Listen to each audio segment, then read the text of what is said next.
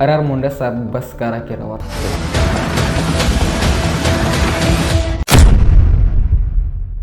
नमस्कार मित्रांनो, योगेश पपळे. मजाकचा विषय सोडून द्या. सन्माननीय मुंडे साहेब यांनी असले काही आता नवीन निर्बंध लागू केले. यांची ओळख तर तुम्ही मागेल जे मे 2026 पासून या पदावरती ते विराजमान झाले.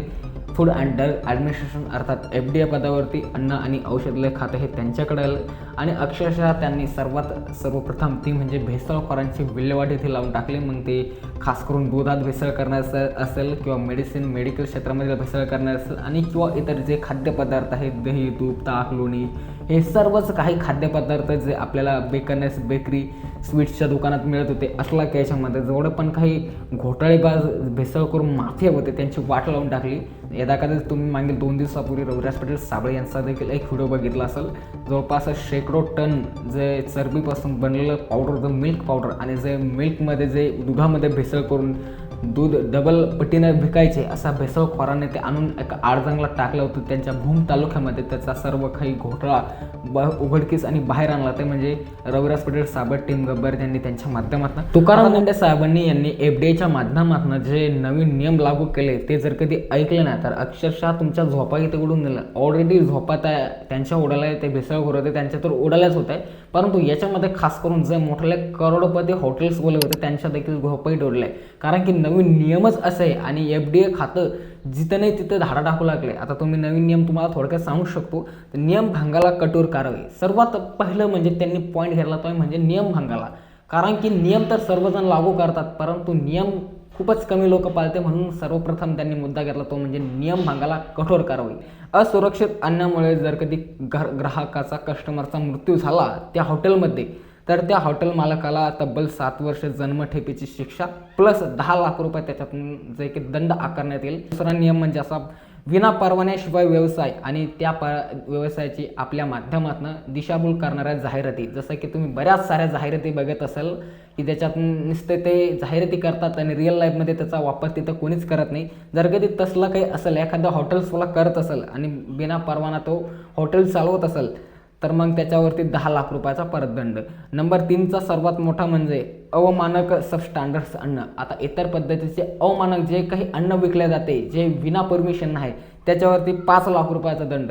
त्याच्या खाली सर्वात मोठा जे म्हणजे हॉटेल्स मालकाने जर कधी अस्वच्छता प्रक्रिया जर कधी नियम भंग केला, त्यांनी आपल्या हॉटेल्समध्ये स्वच्छता ठेवली नाही हॉटेल मालकाने, तर त्याच्यावरती 1 लाख रुपयाचा दंड. आणि लास्ट पॉईंट खूप खतरनाक आहे तो म्हणजे पुनरावृत्ती. जर कधी हे सर्व काही नियम पाळले नाही, हे सर्व काही नियमांचा भंग केलं तर दुप्पट दंड प्लस परवाना रद्द, निलंबन आणि कारावास हे कठोर निर्बंध हॉटेल्सवरती यांनी लावले. म्हणून म्हटलं की शेकडो प्लस हॉटेल्स ऑलरेडी बंद झालं. पुणे, मुंबई, नागपूर, छत्रपती संभाजीनगर जेवढे पण काही औद्योगिक शहर आहे याच्या व्यतिरिक्त दुसरे नियम असे त्यांनी लागू केले. जी बिस्लरी बॉटल ज्या कोणत्या हॉटेल्समध्ये तुम्ही जाता, जर कधी त्यांनी तुमच्यासमोर टेबलावरती एखादी बिस्लरी आणून ठेवली तर त्याच्यावरती तब्बल 1 लाख रुपयाचा दंड तिथे आकारण्यात येईल.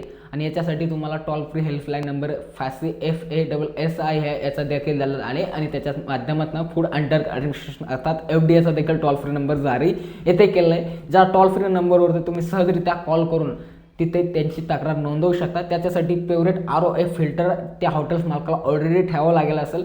ज्या वेळेस तुम्ही हॉटेल्समध्ये एखाद्या बेकरीमध्ये जाता, स्वीटच्या दुकानात जाता, तिथे काही थोडक्यात समोसा, कचोरी हे खाल्लं की लगेच तुम्हाला ते एखादी बिस्लरी आणून ठेवते. 20 रुपयाच्या बिस्लरीची किंमत असते तर तिथे 20 रुपये तुमचे विनाकारण वाया जात होते. म्हणून त्यांनी हा नियम इथे लागू केला आहे. आणि मित्रांनो, दुसरा आणि सर्वात मोठा नियम म्हणजे न्यूजपेपरचा वापर कोणत्याच दुकानदाराला, कोणत्याच हॉटेल मालकाला, कोणत्याच कॅन्टीनवाल्याला इथे वापर केला जाणार नाही. तो म्हणजे ज्यावेळेस आपण ब्रेड, वडापाव हे सर्व काही न्यूजपेपरमध्ये खात होतो तर तिथे ते सक्त माने त्याच्यावरती आणले. आता तिथे फक्त बटर पेपरचा वापर त्या दुकानदाराला करता येईल आणि त्याने करायलाच पाहिजेत नसता, त्याच्याकडून डबल पटीने सर्व काही दंड आकारण्यात येईल.